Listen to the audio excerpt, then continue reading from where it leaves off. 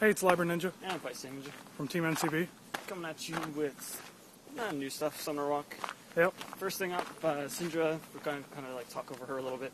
We're kind of like talking about the minions and like throwing them at us, or at us, at other people. When you're playing Syndra. There you Yeah.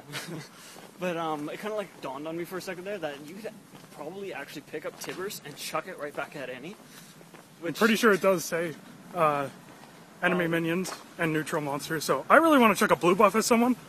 I think going to double golems, because junglers don't take double golems at all anymore. Yeah. Especially like it doesn't actually say like how long the monster stays with you, so you can just like snag the big double golem and just walk on by, and next time you see somebody, it's like, hey. I think it'll probably be like a 6 or 7 second Well, yeah, like a whole. or 5 second, something like that. But definitely, I'm thinking Syndra mid-mage. That's why I'm thinking like she'll see Annie a lot. And I will love to learn that champion because Yeah. she's gonna be awesome. Her burst potential is really high, and like AOE's out of every like pore of her body. Yeah. I definitely think that she's going to bring a new like control aspect to the game, especially with like locking someone down.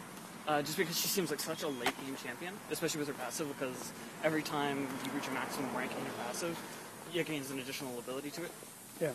And like really in a late game, everybody's level 18. She's going to completely lock you down. If you have tanky people like such as like Fujer or Aurelia, other people like that, you're just going to dominate, and they just won't be able to do anything to you. I think from there, you want to switch on to the team comps that we were thinking of. Yeah.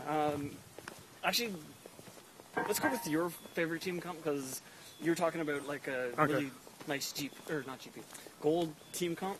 Yeah. Because we were playing TF and Ashe, and just adding GP in there. It was like, so much fun. Yeah, you get gold and gold and gold. And personally, as Ashe, when I play her, I start out with my E, so I get additional gold for every minion hit. Yeah, so I do too. By level 9, I'm not getting just the 28 from every minion. I'm getting 28 plus 5. And then when you're a TF, I get 28 plus 7. So it's just like... Doesn't it go to like 8 at max rank or something? No, it was 7.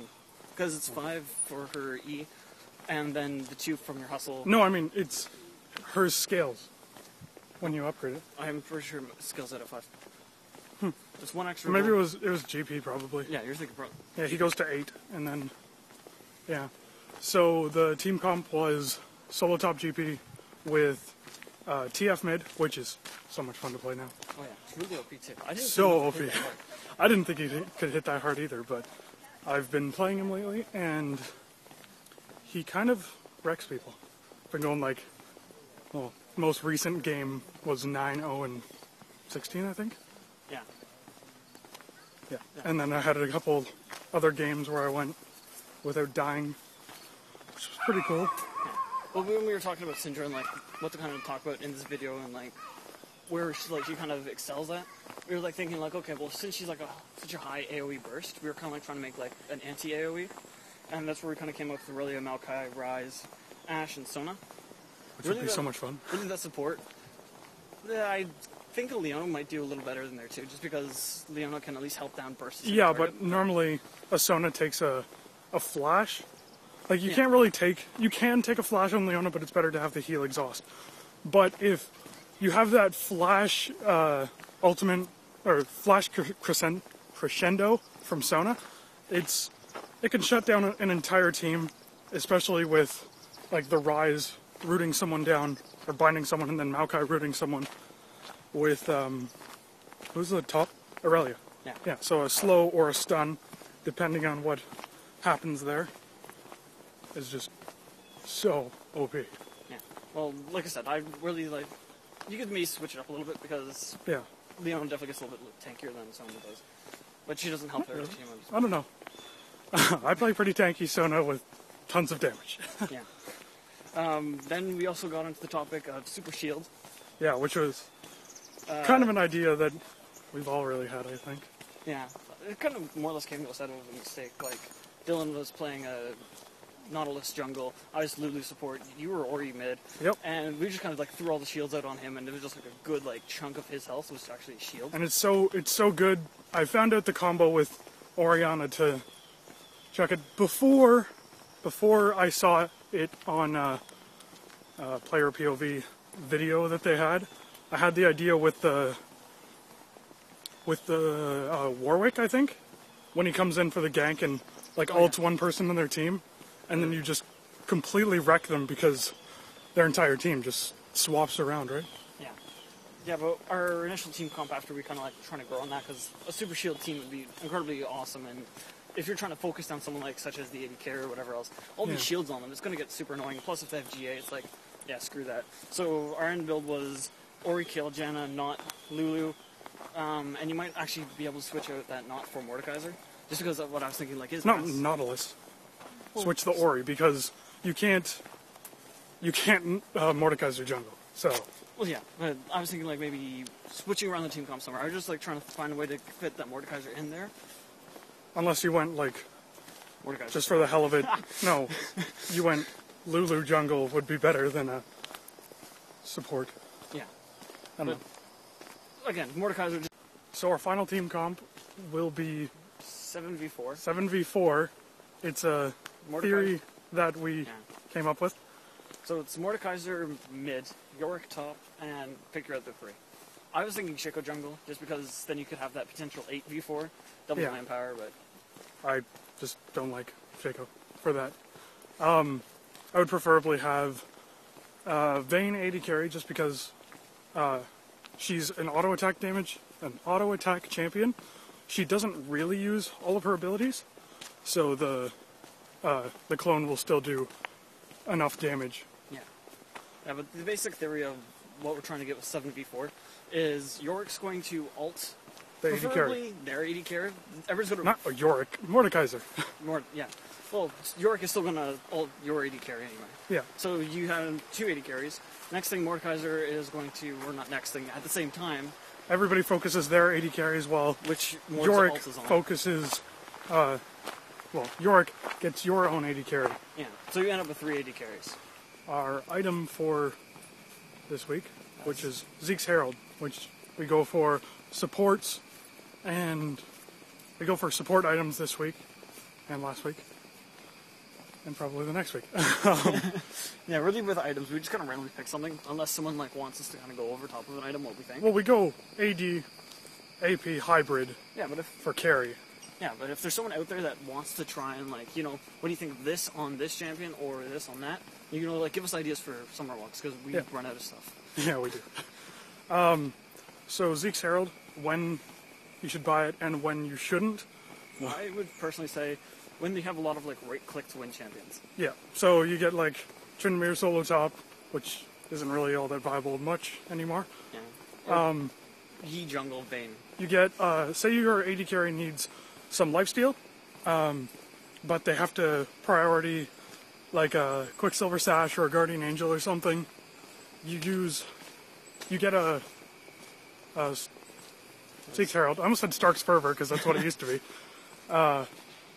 You get one of those, and it helps out your entire team. So.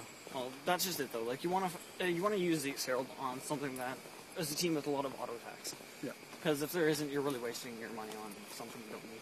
Yep. Like you're probably better off with like something like a Spirit Visage, because out of the energy champions, there's not a whole lot of them, especially that see meta play.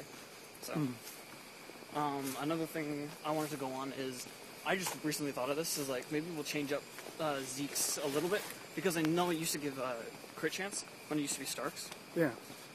What I was thinking is why not put Avarice Blade inside of Zeke's and then give it a small aura crit chance. So you actually have the gold item. Again. Yeah, so you can make more use out of it instead of just... But I don't think any kind of gold generation item like that, nobody would really use, though.